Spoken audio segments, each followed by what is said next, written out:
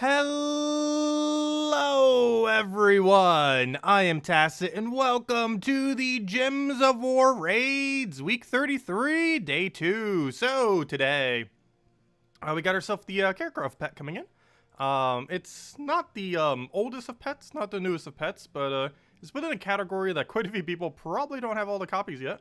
So you'll be able to get some more. It's one that has obviously already existed for some time, but it wasn't one of the immediate ones, so not as many copies out there. So I'll be able to get a few more there. Hopefully we'll get like 5. No, we'll probably get like 1 or 2 as we go through, as it tends to be. But I'll be able to get more copies of that. That does give Karakoth bonus. That will help throughout various events throughout this week, including tomorrow. Tomorrow will be a Karakoth Daemon restriction, so that'll be pretty useful. Also this Friday we have Invasions, which is Daemon restriction. However, even though that's not specifically Karakoth, it still would likely use some amount of Karakoth troops potentially, so it could still potentially use that bonus. But yeah, we got that thing, and obviously it helps with raids. Obviously, I mean yeah, raids, which we'll also need to get some more battles on because we still have not finished through raids, if I'm not mistaken. We're getting there, but still not all the way through yet. So we'll go through our 4 battles and go from there. Actually, that'll probably be the first thing that we end up doing here. So let's do exactly that. Then we'll probably go from there. Anyways, still using the same thing. Mang, Dark Troll, Elder Earth Guardian, and Zugoff. And of course the cheaper option, as we mentioned earlier, for going through all these is the Mang into double wall of tentacles into Elder Earth. And that ends up working out pretty well. And there we go. Anyways, let's get into things. So let's start fighting right over there. Hello everyone! Hope all of you have been doing well. Hello Bill. Hello Darkus. Hello Captain. Hello Zex. Hello Birdleaf. Hello Alan So. And also, that reminds me, Alan So, you mentioning something about Animal Crossing. Also, I haven't really been playing Animal Crossing that much lately. I actually completely missed it, I believe, yesterday. I didn't even log in. I think it's the first day ever I didn't actually log in. I don't know, something about it, just about the economy right now. It's not even the game itself, but how people are treating the economy that has really made me want to play it less. Unfortunately. Though we will be playing it again a little bit more soon, just because obviously with the seasonal change and the new event that's coming out next month and all that. But there's actually another game coming out on Switch, I believe exclusive to Switch tomorrow, that we're probably going to be playing. It just came onto my radar like literally a few hours ago, and it was like, oh, this is a thing now. I need to go get it. Not sure how many of you are familiar with the series, but Paper Mario is a RPG kind of game that Nintendo has done over the years. The very first 2 were insanely good, with the second one being considered one of the best games Nintendo has ever made, which is Paper Mario Thousand Year Door, which I absolutely love, still one of my favorite games as well. And for whatever reason, Paper Mario ever since Thousand Year Door has went in a really weird direction where it keeps deviating from like what actually made the series good. And even the Origami King kind of sequel that they're going to be having in like another month still isn't really the greatest.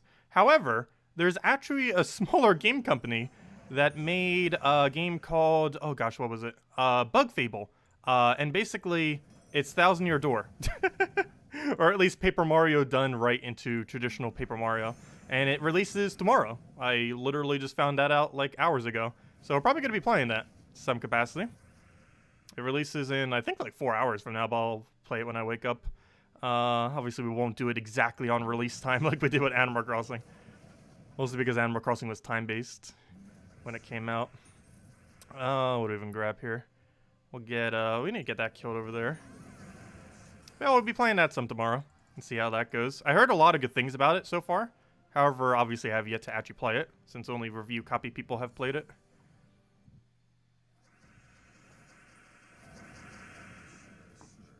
What do I even take here?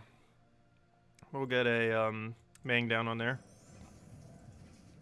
But yeah, a lot of, it's kind of funny how a bunch of smaller game companies are basically now taking, like, all these series that, have basically been abandoned and making their own games out of them. At least we're getting it one way or another. What do I even take here? Like, there's been 3 pretty big instances of it in the past, where, Stardew Valley was basically Harvest Moon. One Step from Eden was essentially Battle Network, Mega Man Battle Network. And now this thing is basically going to be Paper Mario, the Bug Fable.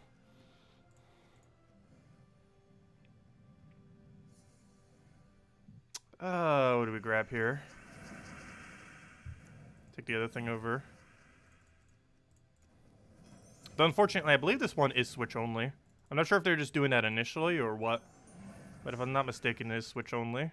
Unlike the other ones. What do we grab here? Take the poke over there.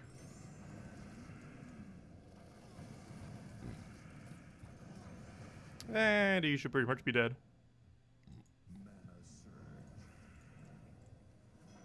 And down he goes. So about 4 more battles. I mean, I'm pretty sure we'll be able to find another Valraven in there.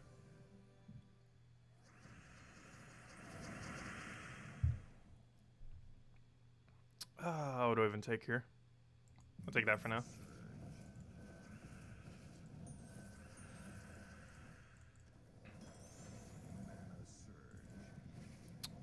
What else do we need? We'll grab purple over there. Get a poke onto him. Let's see. What else do we need here? Take the skull over there.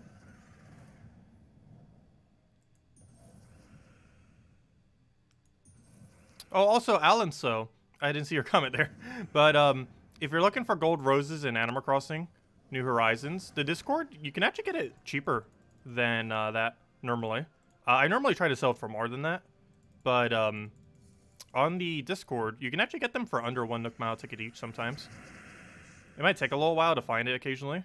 If you're just kind of peeking over at the server, you can normally find a pretty good deal for it, because normally there's like people who are selling like small bulks, and you can end up getting it from them for pretty cheap. Though then again, with how the economy is these games, who knows, maybe gold roses are like 5 Nook Mile tickets each these days. The economy is so broken in Animal Crossing. I haven't even looked at the economy for like a week and a half now. It's because I don't think they patched any of the massive glitches that just print infinite resources. Oh, actually, you know what? Let's go take these out. Got some gold or gem keys today too. Nice. Let's go use the Rowan there. Where's my Rowan? Rowan, where are you? It's buried underneath stuff we showed for video. There it is. Let me just go change the armor first though, because the other battle will definitely need it. Go to there, go to there. We'll take the pet next. Let's just clear these out first. Hello, Drock Savage. Welcome.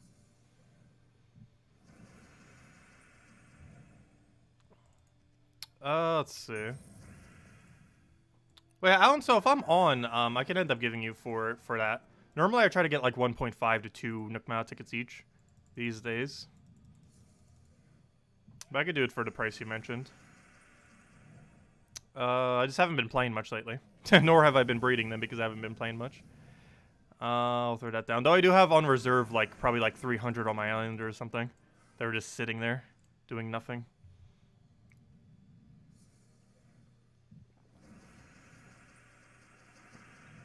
Also, Alan, so do you have any of those plaques from the museum?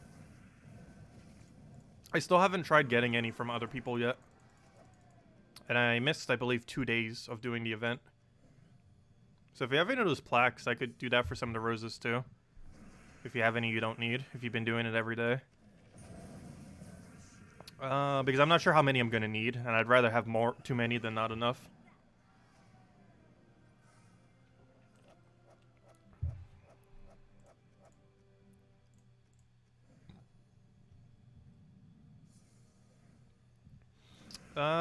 What do we grab here? We'll take that over. Get our explosion.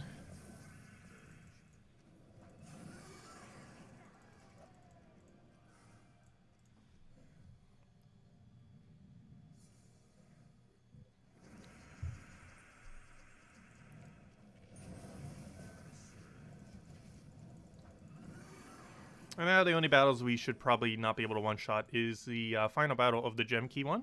Also, hello, Liz! Welcome! Glad you could join us.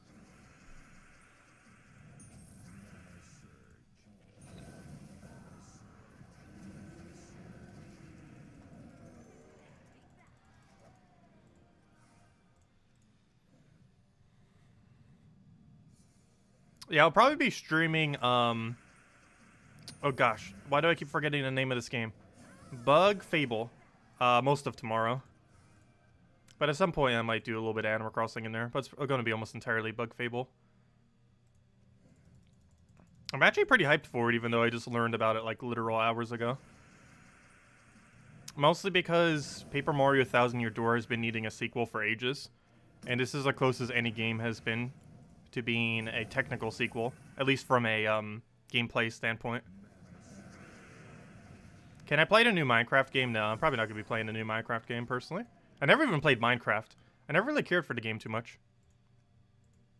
Even though a lot of people compare, like, Animal Crossing to Minecraft, I have never cared for Minecraft at all, personally.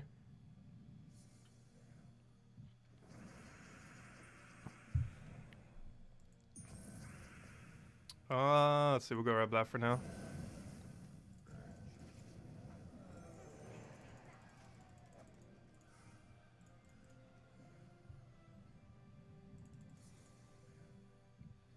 But I have so many games on the backlog that I still need to play. I feel like the number just always increases. I still need to play Silk Song 2 before what's his name gets released, the sequel. Wait, what was the sequel of it called? No, Hollow Knight. Silk Song is the sequel. But I still need to play Hollow Knight before Silk Song comes out. It was kind of funny, like, all the bug-themed games lately. But then again, Hollow Knight has been out for a while. Actually, when is Silk Song's release, by the way? That, and I still need to play Breath of the Wild before the sequel of that comes out. Let me double check. When does Silk Song actually come out? Google. Tell me. Tell me, Google. Tell me, Google. Let's see.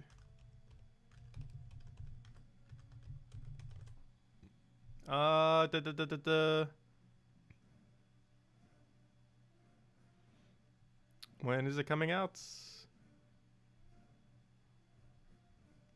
Yeah, I can't find a thingy. Oh, is it June? Wait, where's the natural thing? There's a trailer thingy for it. Does this one end up mentioning official date?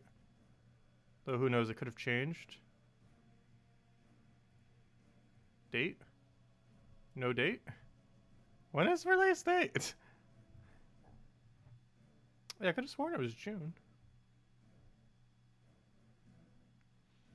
I can't find it from a quick search, though.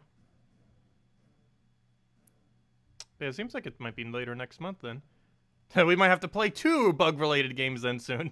But I can't find an official release date. Though there's a chance that the virus could have moved it.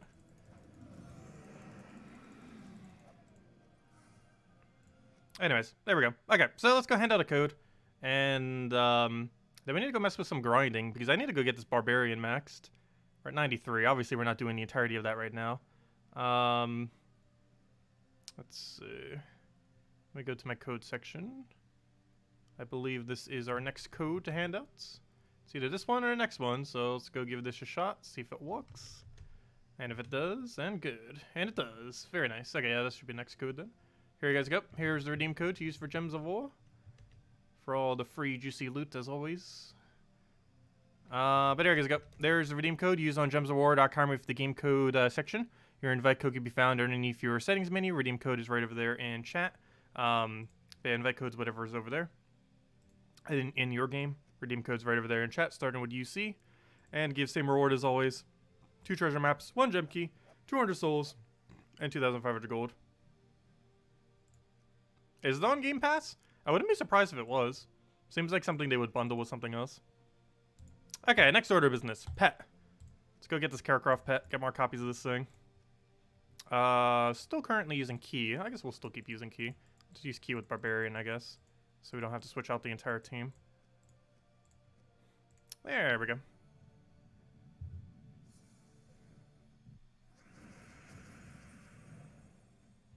Yeah, hack and slash games are quite a bit different. I haven't really played hack and slash for a while, as far as anything in the genre. I can't even think of the last hack and slash game I played that I thoroughly enjoyed. Like, I don't mind the genre.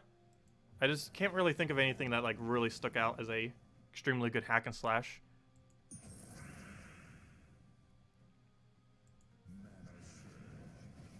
I don't normally play the genre that often.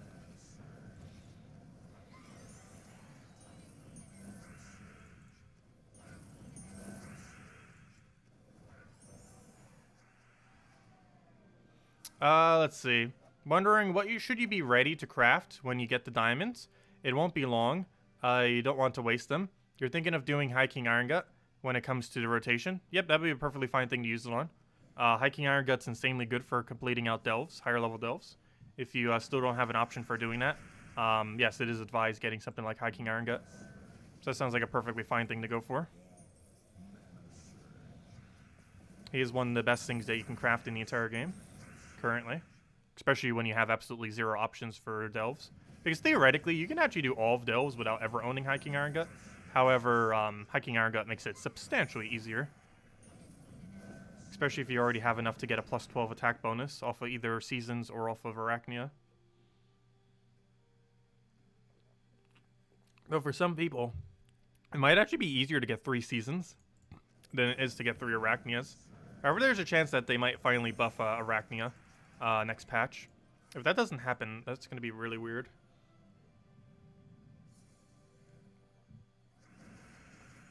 But yeah, Arachnia definitely needs a buff.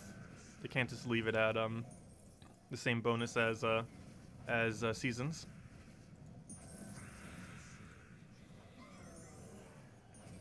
If they were to buff it, it's likely to be buffed to 6 attack rather than its current 4. Even then, Seasons would still be better than in most situations. However, one situation where it wouldn't be is obviously Hiking Iron Gut, where 3 Arachnia or 2 Arachnia would be better than 2 or 3 Seasons.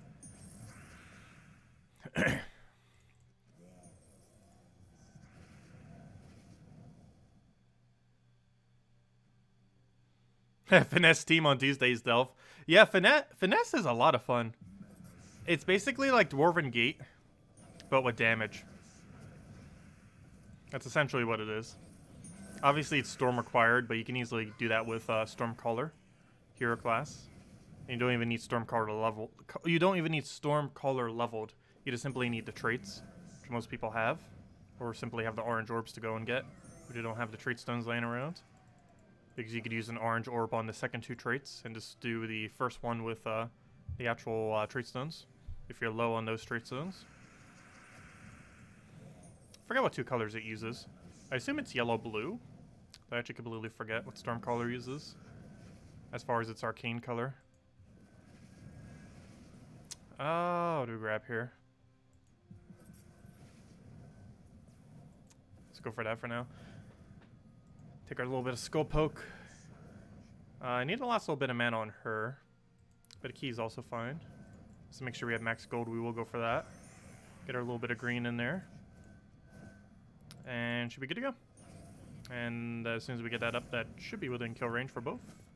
And even if not, we get extra turn right there. Yeah, Mountain Crusher works with pretty much everything. There's almost nothing Mountain Crusher doesn't work with.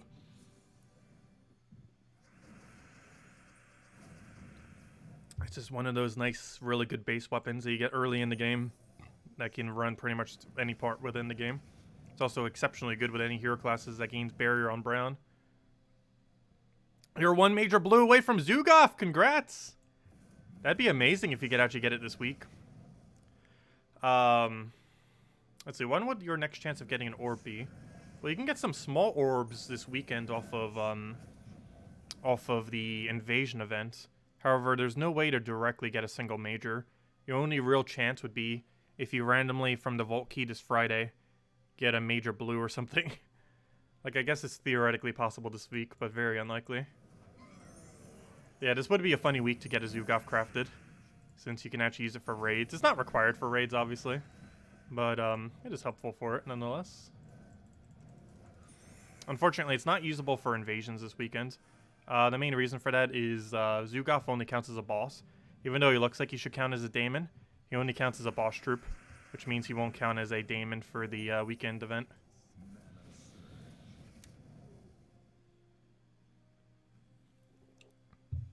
Which is unfortunate, but at least we get to do Zugoff versus Zugoff in raids, which is pretty hilarious. I'm gonna miss that.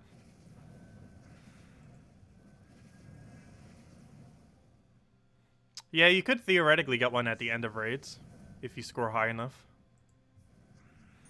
Same as on the end of invasions this weekend, if you score high enough.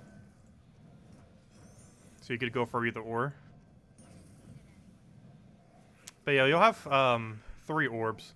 One is a random chance. You'll get 2 orbs from invasions, and you'll get 1 Volkey from invasions. And that Volkey could have the thing you're looking for. You could either get ultra lucky and get 3 small blues. However, the more likely thing, oddly enough, is that you might be able to pull a Volkey off of, or you might pull a major off of a Volkey, and then that Volkey ends up giving a major blue. I think that's actually a higher chance to getting 3 individual blues off of minors. Not to mention you'd have to randomly hit that minor one off of the Volkey. Yeah, you could easily have it by next week. As long as luck is on your side. Oh, so that reminds me, someone's birthday is on Monday. I already forgot who it was. I'll need to remember when it's Monday, though.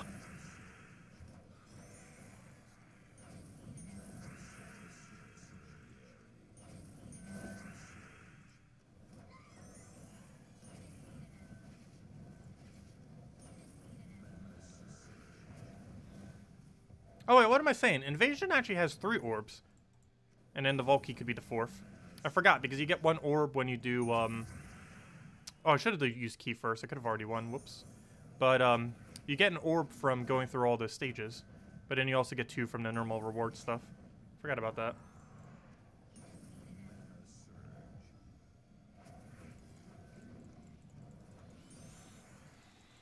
Yeah, because, Invasions has all this loot. Or similar to all this loot. Oh, not these. But let me grab that. Oh, 2 copies. Nice. Better than 1. But Invasions has all these loots over here. Similar loots as far as orbs. Oh, wait, never mind. You do get the guarantee major. Duh. Why did I think there was no major on this? I thought it was just minors like the other thing. Duh. Yeah, you get a major there. You have the 3 minors. And then you also have a 4th minor when it comes to invasions. My bad. I forgot. But yeah, duh. Yeah, you'll be able to get it off of raids potentially. You'll have 5 different chances.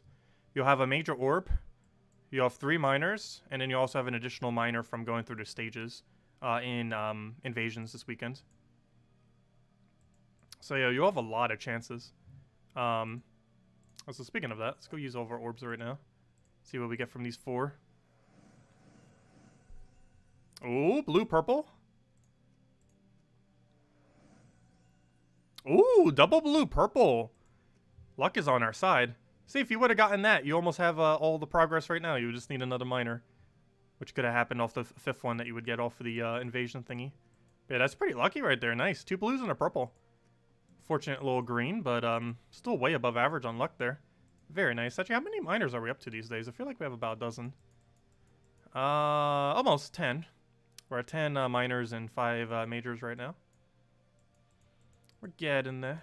No, I'm not trying to save for another Zukov. I'm just using these for whatever's. And I have so many Orba clans right now, gosh. So many all the orbs. Look at how many things we could trade up with Orbal Wisdoms. Got a lot of them on reserve. And we got a lot of those major greens. Because you end up getting one like every single event for free. They do this for newer players to make it easier to level stuff. Because of it, endgame players have like infinite of these things because you get one every single week, guaranteed a major orb growth. Too bad they don't switch the orb that appears there, but obviously that's the weakest orb, so that's why they put it there. And just give newer players a easy way to get things up. Anyways, we did all of the daily stuff, so let's start leveling up Barbarian. We'll do it in PvP, I guess. I was thinking of Explore, but we'll stick with this. We still have a low PvP score, so might as well. So Barbarian, still trying to get this up. We're currently at level 93. Probably go to 95 to stream, I think. Seems like a good goal. And go from there. Do Orbs of Clans do anything after your guild reaches 40,000 seals? Yes. You still gain the seals. It just doesn't increase the cap. But yes, they still do something. Also, they fixed it a couple patches ago where you can actually use them whenever. In past videos, you may have heard me mention that you'd want to use your orbs after you've already hit the max capacity of 2,000. However, in the current state of the game, it actually increases it properly. So even if you use it prior to having the max capacity, you still end up getting it, and you won't have to worry about accidentally wasting some amount of points. I ended up fixing this several months back, and it was a pretty nice change, even though I haven't really gotten to utilize it yet, personally. After you max out, they're useful because they give you keys. Every 20 seals is the equivalent of a key. And these keys are generally valued around a glory key or a gem key. The max value that a seal key can have is a one-whole gem key, basically. That's why I normally consider the value of them based on 9 gems per 20. And the reason for that is because of basically an end game. Every single 20 seals, which is one seal key, is essentially the equivalent of a gem key as far as overall value. So is Animal Crossing dead to me now? I still play it on occasion, but for the most part, I'm probably just going to be playing for event stuff when it comes out. So it's not the end of us ever streaming it, but as far as playing on a regular basis, yes. Though tomorrow we're going to be playing another Nintendo game that's coming out tomorrow. It's not by Nintendo, but I believe it's exclusive to a Nintendo console, or only on Switch. But we're playing Bug Fable, which releases tomorrow. I'm not sure if I'm going to play Xenoblade Chronicles, though, which releases on this Friday.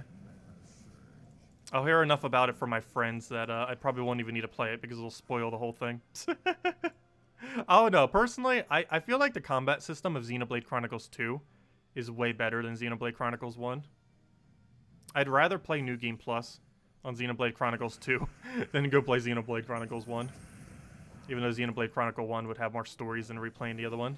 But there's still a lot of side story I haven't gone through on Xenoblade Chronicles 2. Which releases in 2 days from now. Or the first one, that is. Or I should say re-releases. Obviously, it's been released like 2 or 3 times in the past. However, many people have never played it a single time. Including myself.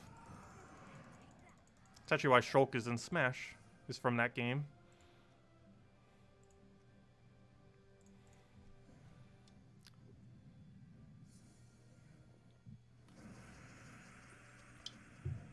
What do we take here? Grab that for now.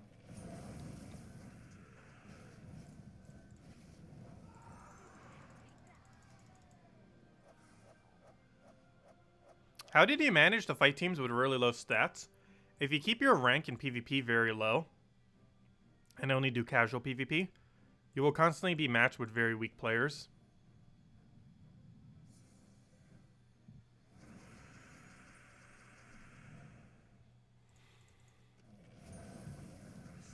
Yeah, I feel like they're really hyping up Xenoblade Chronicles. But, I don't know. It's personally not for me. I do like RPGs. But, I don't know. I just find the second one to be so much better. The combat system just looks so dated in it. Because it's a relatively old game. Like, Xenoblade Chronicles 2 released 2 years ago. Xenoblade Chronicles 1, I believe, is almost 15 years old at this point. When did it first launch? Almighty Google, tell me. Xenoblade Chronicles.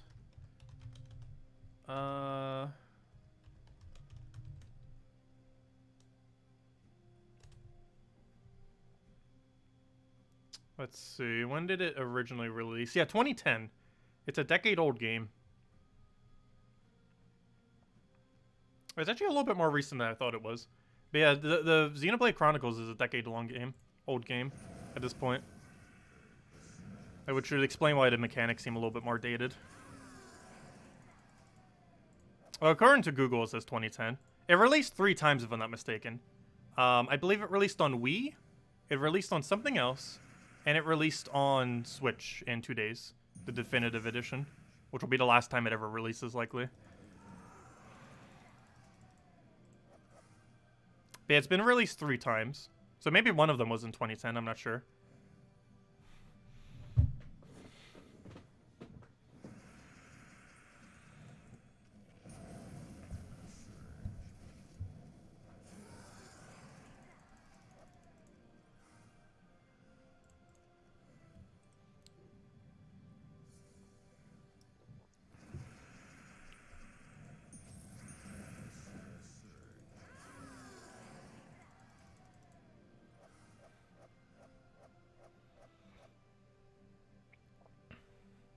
Might and Magic class of heroes. Might need to look into it. it'll go in the backlog of a billion different things I need to go play. Let me go bookmark it on Steam. Let's see. What was it called again? Let's see.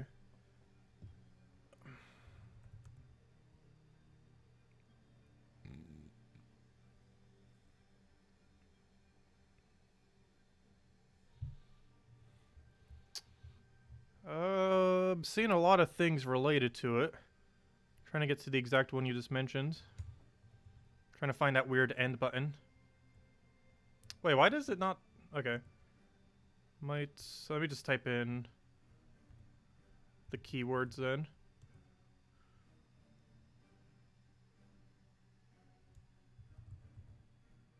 There it is. Oh wait, I already have it in my library? Someone might have gifted it to me at some point and also mentioned it. Oh, I do already have it in my library. I might have still got it in some kind of bundle, or someone already gave it to me. But yeah, it's... Oh yeah, I got this about a year or two ago. Someone ended up gifting it to me. I never got around to playing it though. But yeah, they mentioned the same thing, that I'd probably like it. But I've never got around to it. We'll need to at some point. But yeah, I actually already have it. Someone generously gifted it about a year ago. But I never got around to playing it. Like many games.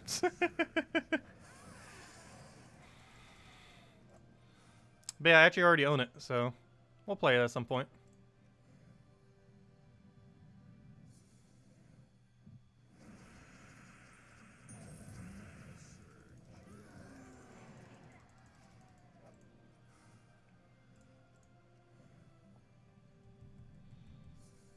My current list of games I'm likely to be playing in near future is likely... Tomorrow is going to be Bug Fable, and probably into the next several days. Then once the month switches over, we're going to have a lot to do in Animal Crossing starting next month. Not just the normal monthly new stuff, but it's also the start of Wedding Month. So we'll have a lot of cool cosmetics that we can get from that. The other thing after that is probably going to be Clubhouse 51 Games. Nintendo's releasing that, which is pretty much just like a whole collection of various board games and stuff. That's also going to be great for treadmill exercise. Whenever I'm like on the treadmill and need something like small to do. Because not only does it have a version of Uno on it, but also 50 other games that are like nice quick pickup things that you don't really need to worry about while you're just on a treadmill. That you can easily just click on the touchscreen, and ends up working out really, really well for something like that. I used Uno for it for the longest time, but now I'll probably use Clubhouse 51 Games for it, which will give us even more variety. And of course we'll stream it some. And after that, the next thing I might do after that is probably Hollow Knight. Mostly because Silk Song, I believe, is sometime this month. I'm not sure if it's still releasing this month in June. Or, you know, next month, I mean. But, yeah, we're probably going to play Silk Song. Or, I want to play Hollow Knight before Silk Song. And then play Silk Song. That way we get all the back-to-back lore.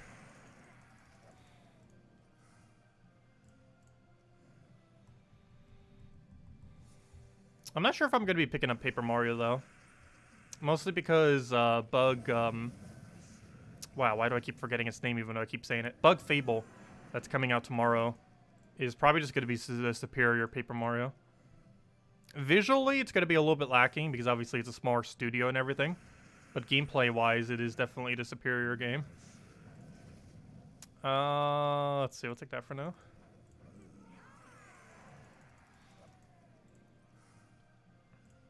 I'm really skeptical of Paper Mario and the Origami King.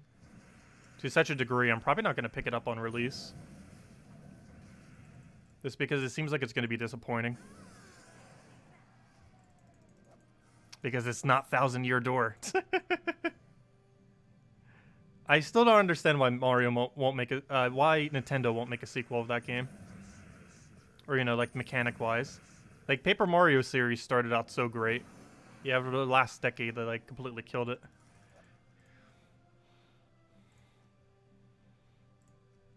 So we got this one for now. If anyone still has any questions or anything else you want me to go over, let me know. Oh, so hello, Cookie, if I didn't already say hi. Welcome, welcome.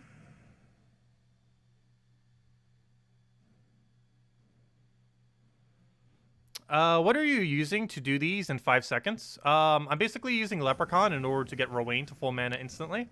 And then I have enough damage on Rowan just to instantly kill. Rowan you get for free from Forest of Thorns. And you just set your medals to 3 guards, which give you 8 armor each, which gives her a substantial amount of damage. That alone is 48 damage, 12 per enemy. And of course, then all your other stats also take effect, or you know, all the armor that you have total, as well as whatever your magic is, which ends up giving her overall damage. So he has 3 base damage, whatever your magic is, plus 2 times whatever your armor is, which in total is actually 241 damage for me, at least in this instance.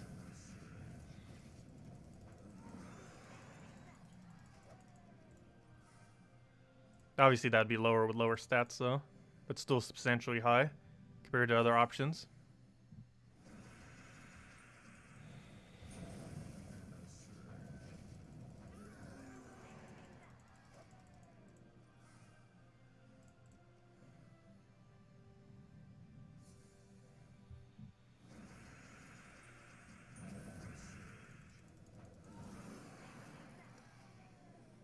The new Minecraft game is basically Dungeon Crawler with skins of Minecraft.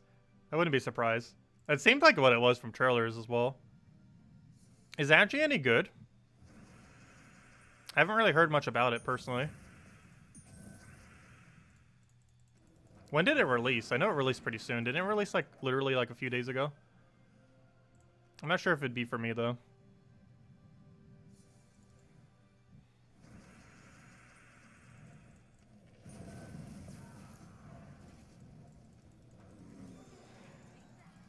I'd rather laugh at how bad the next mobile Diablo will be. Which if I can get a phone setup working, I might do just to laugh at it. Because we already know how pay to win that thing is going to be.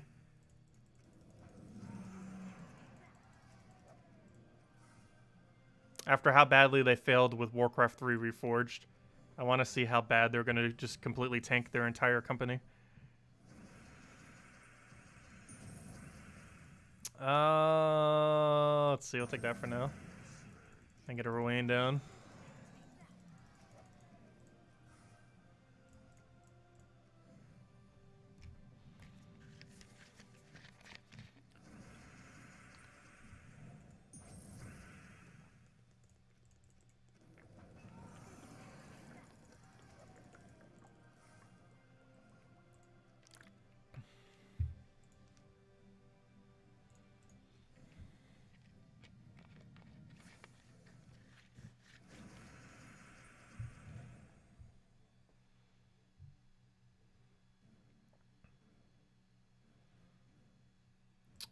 You don't necessarily need to get them to Mythic. Rowan functions without much upgrades. You do not need to get that many upgrades on Rowan for her to be effective. To her be this effective, kind of, but you can still one-shot quite a bit. And if nothing else, Explorer 1 and 2, you'd easily be able to still one-shot with even a weaker Rowan. But Explorer 1 and 2 you can easily kill with Rowan, pretty much regardless of what your stats are. And as far as doing like the PvP grind that we're doing now, that's a little bit harder with a weaker Rowan, but it's still possible. You just have to fight a lower range. I can go up to about 5,500 with what I'm currently using, or you know, with the stats that my Rowan has. But the biggest bonus that you'd want to get for her is mostly 3 Medals of Guard. As long as you have that, you have a pretty substantial amount of her damage. Like as long as you have level 10 all armor kingdoms and 3 Medals of Guard, you have a good majority of her damage. And the main other ones that you might want to focus down after that, or the main other one that you'd probably want to focus down after that, is 5-star all armor kingdoms. But even just the other 2, just the guards and the level 10 all kingdoms, is still going to be a good majority of her damage.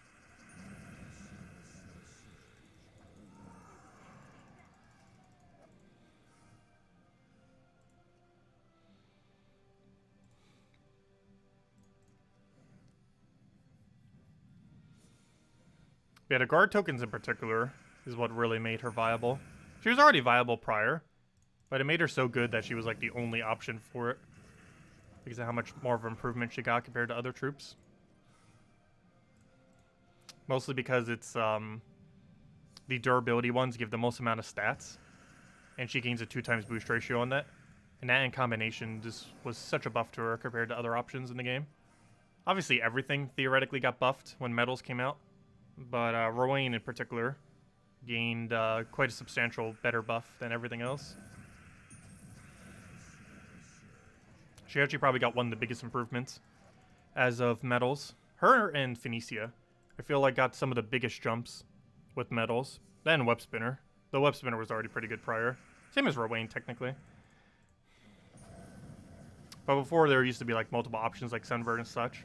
But then when medals came out, it was only Rowan and nothing else.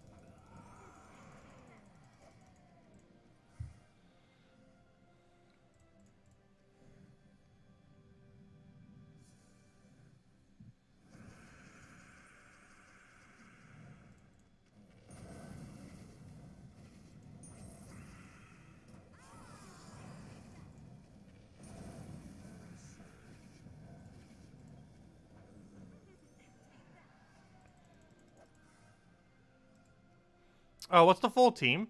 The full team that I'm using is any weapon in first slot. It doesn't really matter what this is as long as it doesn't block Rowan.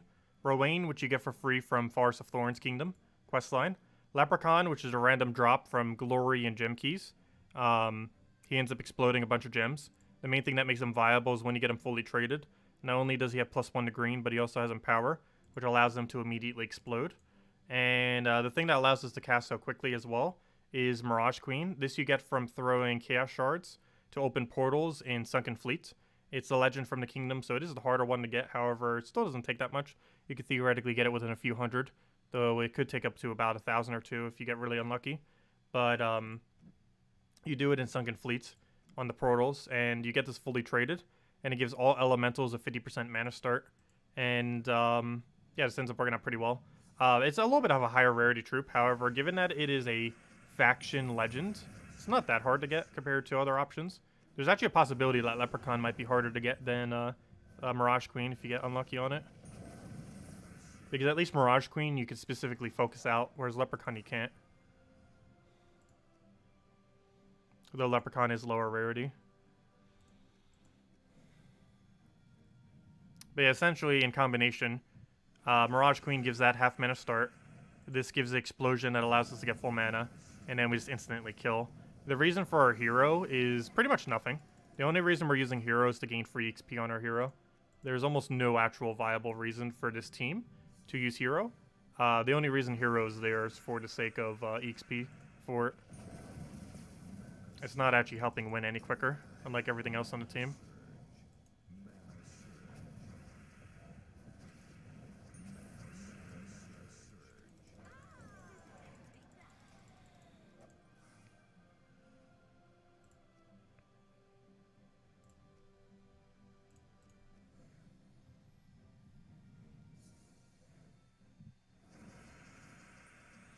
Yeah, Tina 9000 gained a decent benefit from the extra magic, because not only does it gain a substantial amount more armor, but you can also have even a higher chance of securing a kill with double hit. Hello, Kathy! You got 4 legends, and you've been trying to find a good team using at least one of them. Starting to think maybe you should get Rowan instead. Yes, Rowan is actually better than almost every troop in the game, surprisingly. At least for quick kill anyways. And when you're doing early game, a lot of the battles that you're doing are under the category of quick kill kind of battles. There's like all the quest lines that you're doing, low level explore, even like most of the PvP battles are at least the lower end anyways. All things that could theoretically be quick killed. But what are your 4 legends? There might be something viable for them. Let me know what they are. Though there's a chance that they might just be dead content ones, or ones that might not be viable till later in the game. Though some can be really, really strong in early game.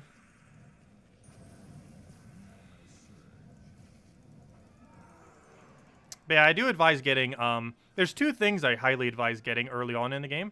One is Titan Hero Class, which you get all the way in Stormheim from completing out this quest line. And the other is Rowan, which you get from completing out Forest of Thorns. Both of which are very, very viable. Titan is the best hero class in the game, and Rowan is one of the best troops in the game as far as overall usefulness.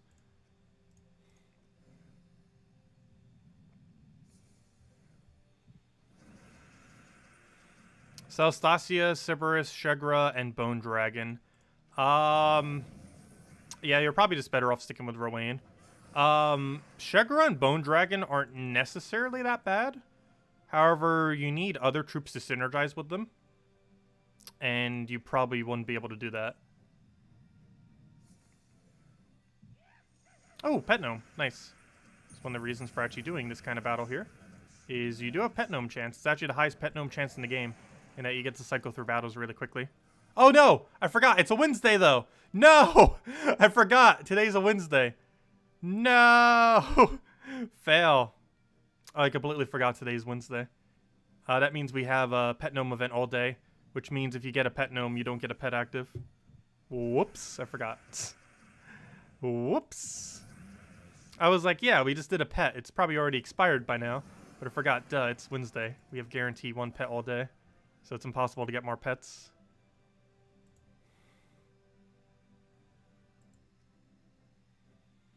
Yeah, getting Queen Beatrix and or Gob Truffle from or from Underworld's pretty good to get. Beatrix you get from Amithrax, or sorry, Truffle you get from Amithrax, and Beatrix you get from. Wait, why do I forget where Beatrix is from? I forget the name of the kingdom already now, or the name of the faction. But yeah, Truffle's from Amithrax. Let's see. Yeah, Truffle is from Amithrax, and Beatrix is from the Deep Hive. Both of which are also pretty viable. Though if I was to go for one or the other, I'd probably say, personally, Amithrax for Truffle. Yeah, there's a lot of good things in Delves. The biggest issue is there's so many good things in Delves now that it's hard to really prioritize which one you go for initially. Because it's really based on preference. Like, do you want Sunken Fleet for Mirage Queen first? Do you want Beatrix for Cleanse? Do you want Truffle for Infinite Loop? Do you want, like, a Magic Kingdom upgraded, like All-Seeing Eye, so you can go get a +1 magic off a 5-star? Like, there's a lot of different routes you could take depending on what you want to do with your early shards. I might need to cover a video on that at some point. The problem is it's really complex, and it comes down to what the player wants to do. But the problem is a lot of newer players probably don't know what to even focus. Or what their options are. But the problem is there's so many options, it's kind of hard to explain what all of them are. And it might seem intimidating, mentioning all of them. Because there's at least like a half a dozen routes that you could go for in Underworld shard prioritizing when you're first starting out. And it really comes down to preference of what you want to do.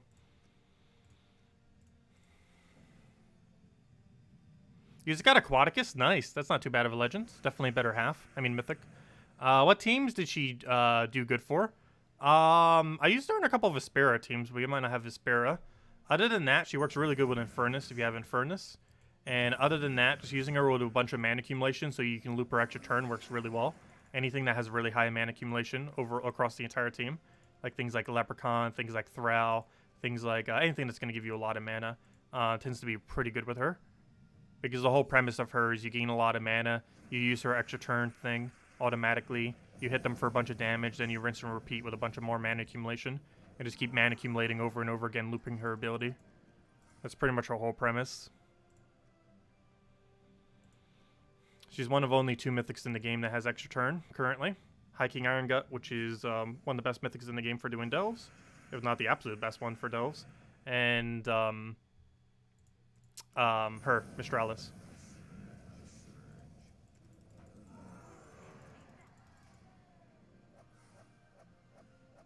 That's why you shouldn't do PvP on Wednesday.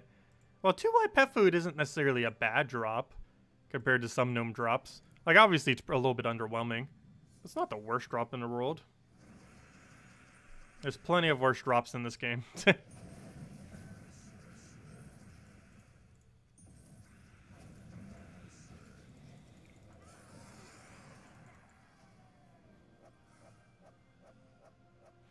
Oh, yes. The Underworld Delve that you should ideally forever keep at level 20 is City of Thieves. It is the best farming faction in the entire game to keep at level 20. The main reason for this is it has 3 guaranteed treasure rooms, additional rooms that have a % chance of being treasure room, as well as 2 tier 5s, with the other 2 rooms being guaranteed at least 2 tier 4s, which can also be treasure room tier 4s as well. But yeah, this delve is just insane. This is guaranteed treasure room, this is guaranteed treasure room, this is guaranteed treasure room, this is guaranteed tier 5, this is guaranteed tier 5, and these 2 are both guaranteed tier 4s with a chance of being a tier 4 treasure room. But yeah, it's really, really good. Also, all battles are 1 room off from starting room, which means if you have a Cedric treasure room, you get to utilize it for full loot, which I believe is the only delve in the entire game where you're allowed to even do that. Get a first room treasure room, or your second room treasure room, because first battle is always the kingdom battle or faction battle. It's the only not only is it the only faction in the game that I believe has a treasure room 1 battle away from the start, but it's also has 3 of them all 1 battle away from the start, which makes it a really high chance that you're going to find a Cedric within 1 battle away. And anytime you find a Cedric there, it has insanely overpowered loot. Even if you don't find Cedric, it already has good loot. But if you can find a Cedric 1 room off on it, it's just insane how much you can end up getting. And then you just use a single greed on your team, and you basically max capacity gold in a single cast. And the reason why Cedric is so powerful is it gives 100% gold bonus per troop, bringing your normal cap of 100 all the way to 500.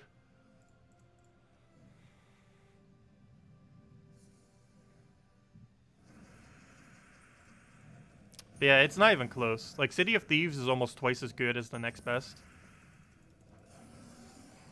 The next closest is probably Mirrored Halls, but it's not nearly the same. But yeah, City of Thieves is completely unmatched. I'm not sure how they can even make a better faction than City of Thieves for loot, unless they literally made every single room a treasure room.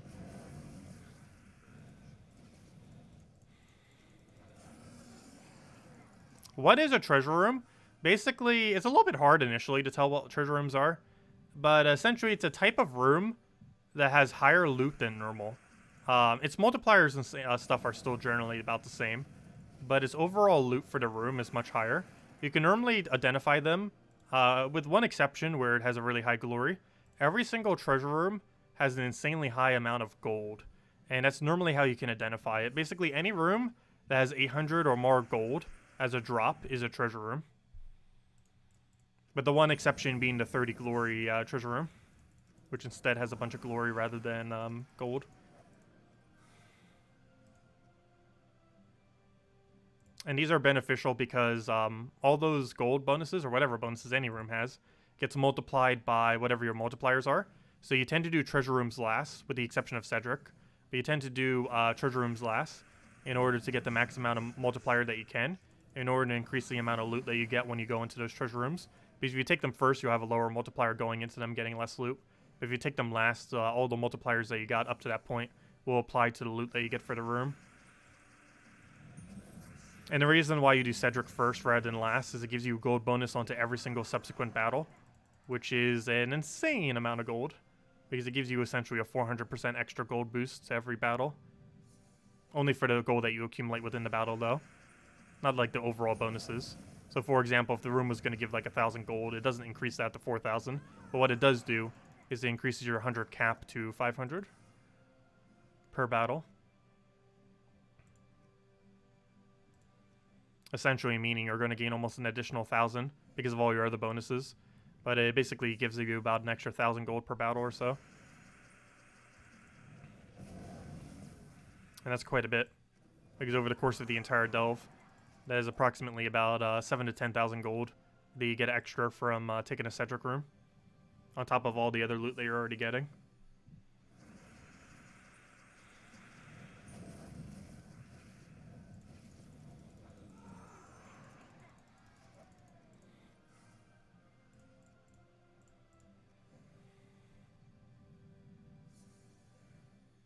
The guaranteed treasure rooms are the top room, the left room, and the bottom room. It's the one all the way to the top, all the way one to the left, and all the way to the bottom. You can actually identify them pretty easily. because there's a top left tier 4, a bottom left tier 4, a top right tier 5, and a bottom right tier 5. All 4 of those are not the treasure room. Everything else is the treasure room.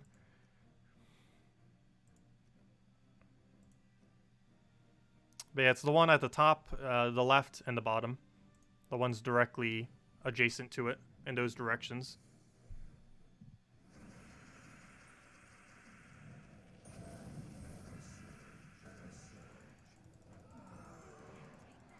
And basically what you do is,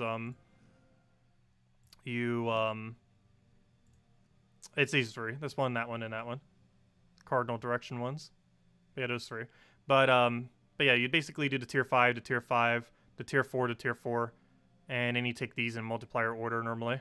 So you go to most likely to 5, and then double check what the 2 3s are, and then do the 2 3s. Then you head to the boss room and then complete it. Do keep in mind, you do complete it out. What you basically do on level 20 is you do every single room, complete it out, kill the boss, and then you go back to 20. So you'll have 3 options when you normally click on this. One will be, assuming you're keeping at level 20. One will be a level 20 at 1 times multiplier. One will be a level 30 at 2 times multiplier. Basically what you want to go do is never take the 30 and always just keep taking a 20 for 1 times multiplier. And that's basically what you do to camp level 20 for City of Thieves. But make sure never to accidentally click 30. Always just do the 20. Because doing 20 on 0.5 times the multiplier will greatly reduce your loot. So you want to make sure you never accidentally take the 30.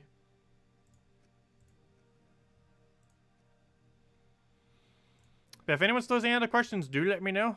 I'll make sure to go over it all.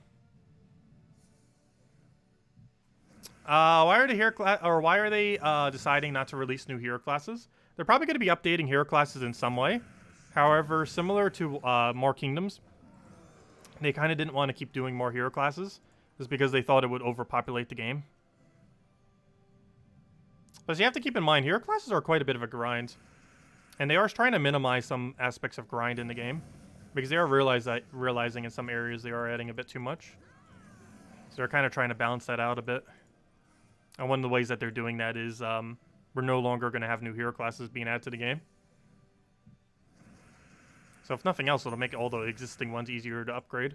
They also have mentioned in the past that they do have plans on reworking hero classes. So that could be happening in the near future, where all the hero classes that currently exist get rebalanced. Which isn't the same as adding new hero classes, though indirectly it kind of is. Because a lot of hero classes are currently not viable for anything. So if they rebalance them to make them actually viable, that could theoretically be like adding 10 new hero classes to the game. If a bunch more become viable to actually use. Because hello Frank, welcome.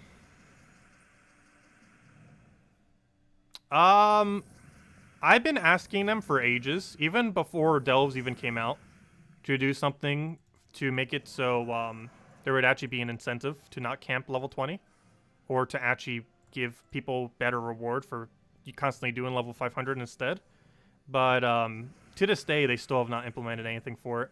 They somewhat did a half step when they added level 50 delves that you can go back to.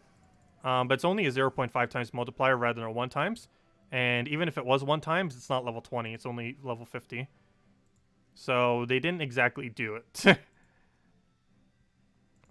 And the problem is, I think they did it by doing that update. But that update did literally nothing to fix what the issue actually was. But it's been an issue even in the beta before it was ever released. And to this day, they still have done nothing about it. Well, other than that one half step that technically didn't fix it.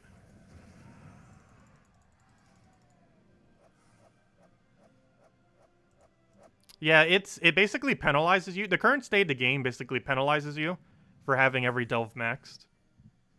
Which is a really weird way to have the game set up. I mentioned it to them in the beta multiple times and it didn't do anything, unfortunately. Because it's really obvious that the state of the game would eventually reach this point.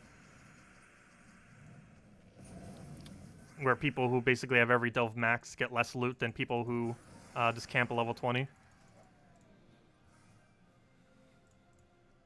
That doesn't really matter too much because the main loot you even get from them is shards and ingots. And you eventually reach the point in endgame where you have more than you ever know what to do with. If nothing else, it's still really good for class leveling. You can literally just run a Rowan through City of Thieves. And just run it with a greed so you get max gold. For whenever you find a Cedric. And you can get 2 XP per battle, kind of like what we're doing now. Except while also getting the really good loot that you get from Dills.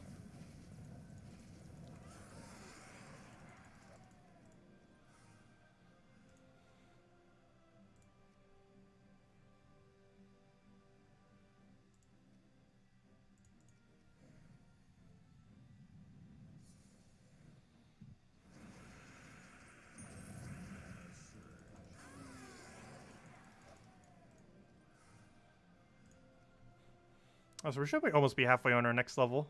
I don't think I'm going to go for it right now, though. But we're getting there. 95. Actually, definitely by end of Friday, we'll have it 100. Then we'll figure out what the next hero class will be. And then we only have, what, 5 more hero classes? We're getting close. So close, yet so far. But they get up pretty quickly now that we have them all at, like, 80 plus. Because now there's barely any time because we already have them all so upgraded initially anyways. And we're not getting any new hero classes, so we don't need to worry about new hero classes. Because around this time of year, or month, I mean, it'd be time for a new hero class already. But now we don't get any more, so we don't need to worry about it. So now hero classes just constantly keep going up without having to worry about another one to go level.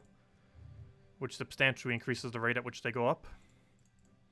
And my goal is by July 4th to have every hero class max. Before Independence Day. And we should easily be able to do that. We'll probably get it done before the end of next month. Because if we focus about 1 per week, we'll have it done by that time.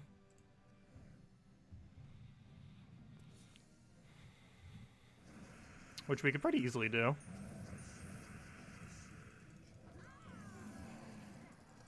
Because that's basically 2 to 3 levels per day.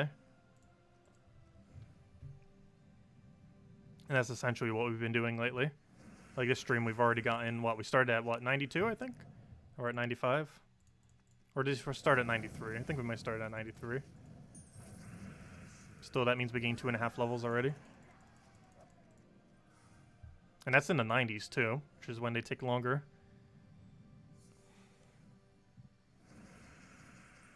Yes, we will eventually be getting 1 faction per kingdom.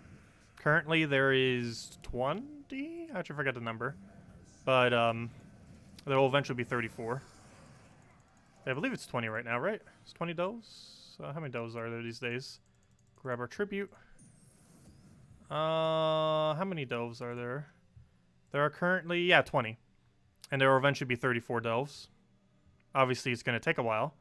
We still got ourselves about 14 months, a little over a year, until we have every single delve in the game.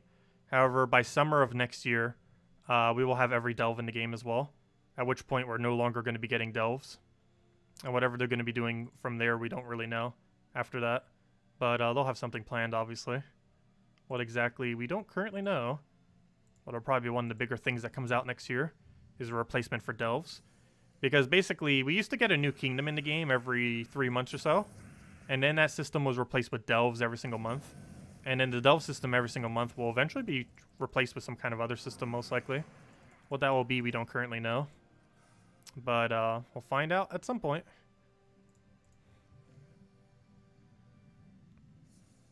But yeah, a little over a year from now, we'll have every delve. Kind of like how we have every hero class now. As of last month.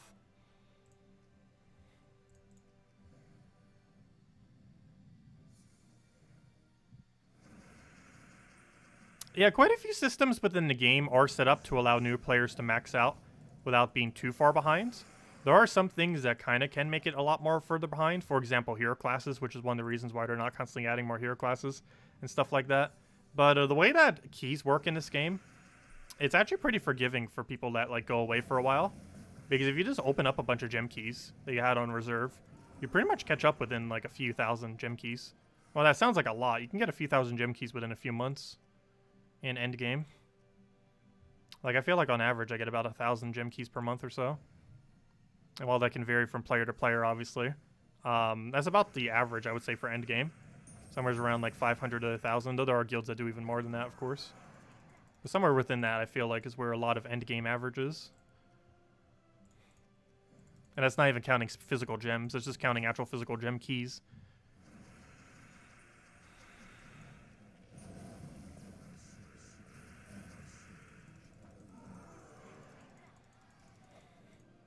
Because, of course, gems can be used for gem keys as well.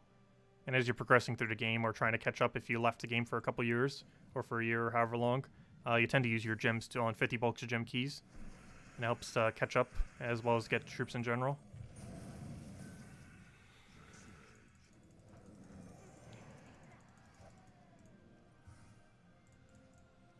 And I say gem keys rather than VIP keys, because gem keys is actually better overall, which is kind of weird, given that VIP keys are technically money locked in a way.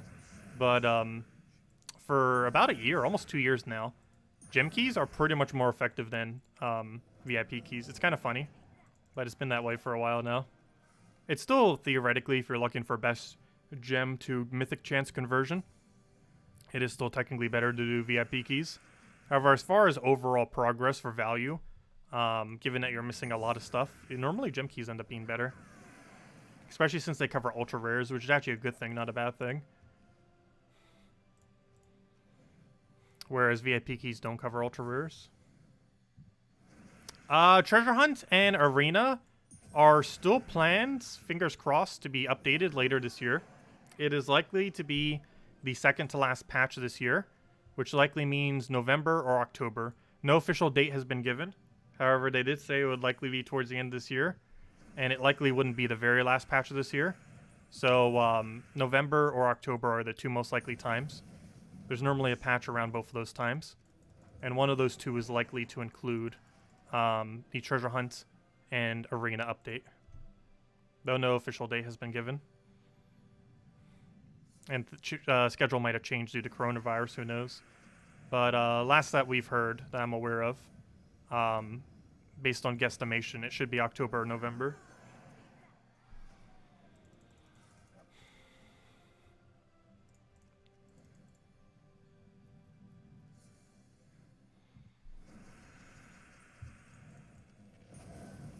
Because right now, their current schedule is pretty much on schedule. Like, they planned on getting the 5.0 patch out in summer, and they're definitely going to be getting out in summer. It's likely late June. Sometime around late June. Either a little bit earlier or a little bit later, all the way into early July.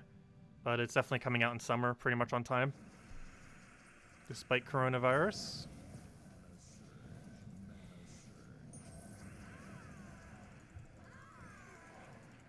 What kingdom should you be prioritizing? As far as doing their quest lines or upgrading them?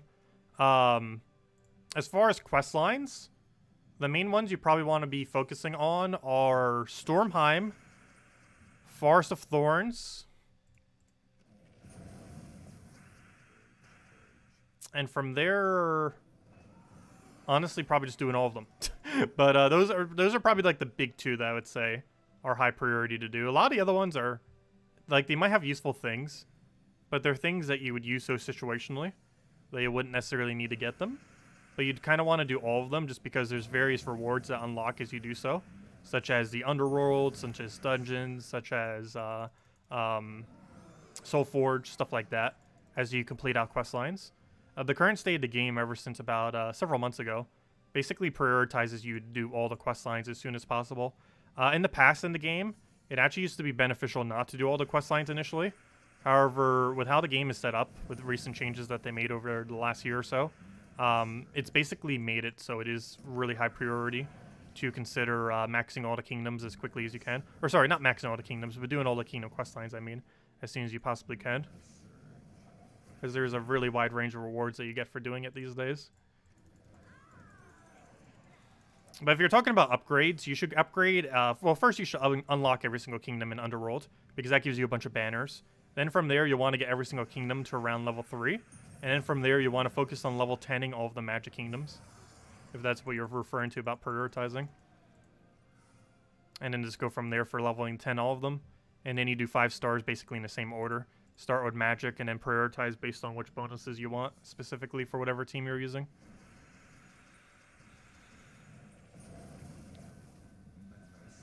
So for example, if you like using Rowan a lot, you'd focus on all the magic kingdoms and all the armor kingdoms. Magic is always first, regardless of what you want to do, though. Just because gaining +1 magic is way better than any other +1 in the entire game.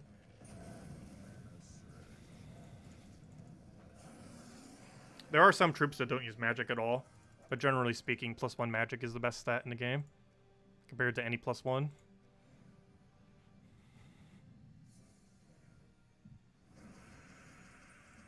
Especially in early game when you have lower magic.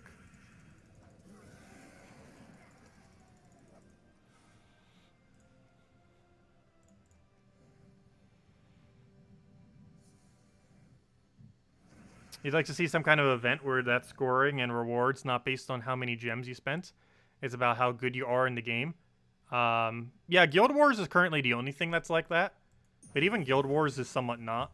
Because you'd almost need like an arena-like system. So it'd be cool if we got like a really updated competitive arena at some point. I've been wanting it forever. They did an epic arena once for a very short duration the very first year the game was launched, which was just a short event. Where basically arena, instead of being common, rare, ultra rare, was rare, ultra rare, epic. And one thing I would love to see is a high level like competitive epic, legendary, mythic version of a arena kind of system. Because currently we have common, rare, ultra rare, but we don't have the opposite of that, of epic, legend, mythic, which would be really, really cool to see. But yeah, we need like a draft-like system that's a little bit more competitive, because it would make it so it doesn't matter what your current cards are, or upgrades or anything like that, while also giving a nice competitive area. I feel like we need that in two ways. We need something else that is based on everything that you have, that's kind of like Guild Wars, but something that you can play whenever. And we also need something that's almost more like an arena, where it's more like a drafting system, where it doesn't matter how much upgrades you have, but you can still compete for like really good competitive rewards that are much better than what arena currently gives. Almost like arena, but more competitive and way better rewards. Because arena is pretty pitiful on rewards, unless you're really early in the game and just need it for the souls. Beyond like level 500, you pretty much never touch arena again in the current state of the game.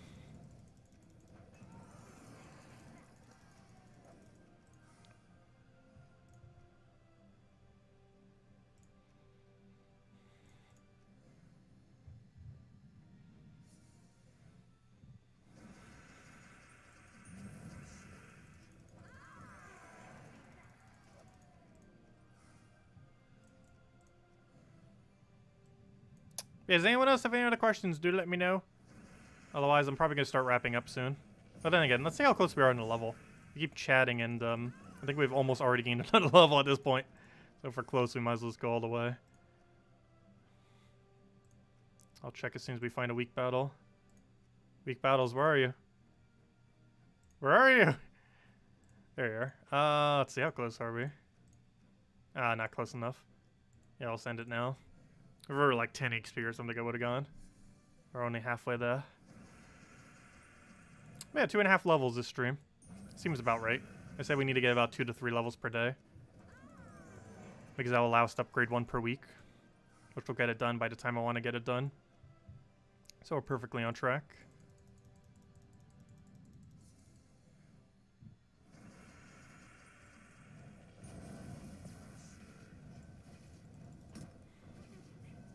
I'm surprised I didn't kill.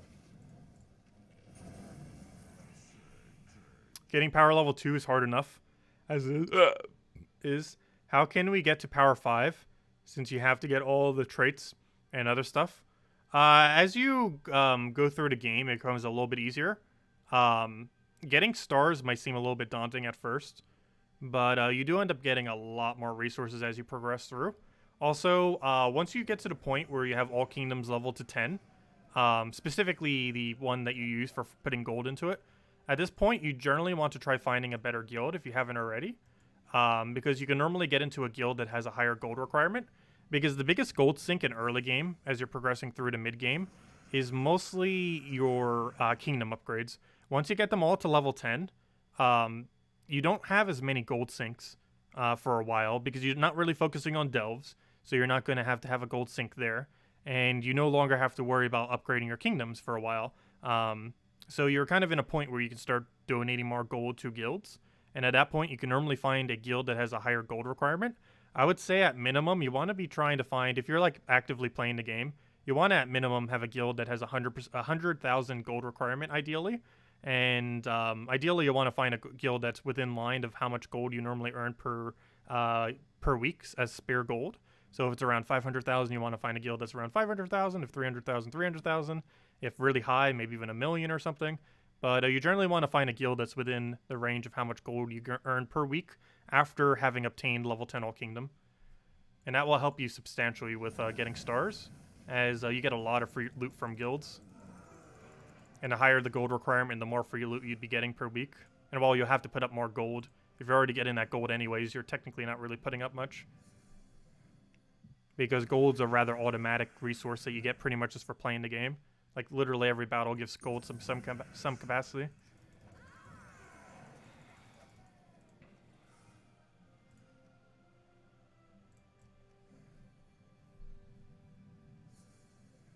No, you shouldn't really be going for 15 kingdoms early on. Except for Magic 15s. Honestly, I probably wouldn't get any kingdom beyond 10. Unless it's Magic when you're going through early game.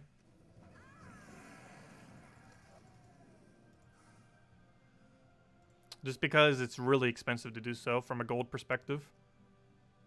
Like in end game, it doesn't seem like much gold.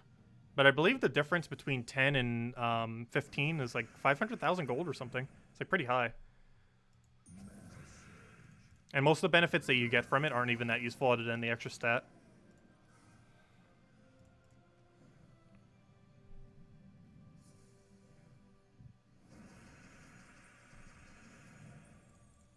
Well, there's a difference between level and power. Power is stars. Level is the actual level of the kingdom. There's two different levelings for kingdoms. And I feel like people might get them confused a lot. Especially because the game never really explains it too much as far as terminology with it. But yeah, there's basically two different types of leveling onto a kingdom. There's the level of the kingdom, which is called literally kingdom level. And this goes currently up to 15, though it will eventually be expanded to 20. But currently goes up to 15. You should only ever worry about getting it to level 10. And the reason for this is everything beyond 10 starts using deeds. And that's like a whole topic in itself. But basically, you only want to focus on Magic Kingdoms to level 15. Every other kingdom in the entire game, you pretty much leave at 10 almost forever. At least from an early game to mid game perspective. Just because, as you can see, as I was mentioning, the gold from 10 to 15, which 15 being the only real benefit you would use in early game to mid game, and even maybe in late game, because these you don't really use till later in the game, like from 11 to 14, because you mostly only use them for factions, a good majority of the in-between stuff. But so you don't really use that to end game, late game. But the only bonus you really use is once you get to 15, and that's 570,000 gold on top of everything you already spent up to 10. So that's quite a bit from a early game, mid game perspective. So you wouldn't really focus on 15 kingdoms for a while, except Magic Kingdoms, just because they're so good. But everything else you'd pretty much just leave as a 10 kingdom and never get any further than that for a while. Powers you always are pretty much trying to get up though. Powers go a really wide range. They currently go up to 20. However, they will be expanded to 30 very soon because we're starting to be getting our first 20 kingdoms sometime this year. Currently, the highest is 19 stars. But actually, we're literally looking at a 19-star one actually. But currently, none of them can reach 20 yet. But they will very soon. And then it'll be expanded to 30. But basically, these the most useful points here is 4-star, 5-star, 9-star, and 10-star. These are some of the most relevant points to get kingdom upgrades. 4-star, you end up getting double tribute chance. 5-star is your first kingdom bonus, and where you normally start to go from mid-game to late game, once you kind of start getting all your kingdoms to their 5-star state. Or sorry, from yeah, never mind. What I said was right? Yeah, pretty much. But anyways, but you want to be focusing on that throughout mid-game and stuff, trying to get up to 5-star All Kingdom. And the next big reward that you end up getting is 9-star. 9-star, you pretty much have a good majority of your tribute at that point, because it starts getting so much diminishing return beyond there that if you had every single kingdom at 9-star, you'd be getting about like 9-10 gems per tribute. It's pretty good. Like you would barely see much of a difference between my tribute compared to yours.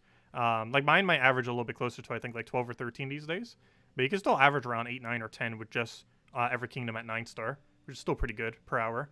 And other than that, 10-star tends to be quite a bit more of a milestone, just because the difference between these two is owning an entire mythic, and owning every single mythic for every single kingdom, or owning a mythic for every single kingdom can be a pretty daunting task, just because of how RNG based they can be sometimes. But that's like the other big milestone that leads into late game and end game kind of stuff. But anyways, any other questions, anyone? But yeah, there is a difference between the two. Early on in the game, you prioritize kingdom levels, particularly all of them to level 10, a lot more than you could focus on kingdom stars. But you do want to focus on 5-star kingdom stars eventually. Though you need to be in a better guild before you really focus on stars, just because those stars off the power levels are a little bit difficult to do without a bunch of resources. And the easiest way to get a bunch of resources is through guilds. But anyways, any other questions to anyone? Anything else I missed? Let me know. Otherwise, we'll probably be calling it a wrap for night. Though we'll be back tomorrow, same time as always, hour and a half prior to now tomorrow, 8 p.m. Eastern Standard Time. Also, apparently, a really cool game is being released tomorrow. That is, I'm actually pretty hyped for, because it's really similar to one of my favorite games of all time. And I heard a lot of good things about this game so far. So we'll be trying that out tomorrow. I believe it releases at midnight on my time. So hopefully by the time I wake up, kind of get situated, we'll probably be streaming it tomorrow morning, tomorrow afternoon, and go from there. So we'll be doing that throughout the day. Streaming, what was it called again? Bug Fable is what it's called. So we'll be streaming that game most likely tomorrow throughout the day. Assuming it's already been released by that time, which it should be. And then tomorrow night, same time as always, 8 p.m. Eastern Standard Time, as we do every night, we'll be back with Gems of War. So that's pretty much the game plan for tomorrow. And as far as Gems of War tomorrow, the only thing really happening is Sorcerer class event, which is one of the worst hero classes in the entire game. But because it's so bad, a lot of people probably don't have it leveled. So hey, at least free class XP if nothing else. I already have it maxed though, so we'll probably just claim it for its gem and be on our way. But yeah, we do have that tomorrow. And don't forget, if you haven't already, go do the little pet that we have here. It's not the greatest, however, it is Karakoth bonus, and you do need that for a few things throughout the week, such as raids, which we're almost done with. Actually, we might be done with it tomorrow night. Yeah, I'm pretty sure we'll be able to be done with it tomorrow night. So it'll be good to go from there. Anyways, guys, I will catch you guys later. Thank you so much for stopping by. Have a wonderful week. Stay safe out there, and I'll catch you guys soon. Thank you all so much for watching. Greatly appreciate it as always, and feel free to leave a like. Helps out a lot. Goodbye, everyone!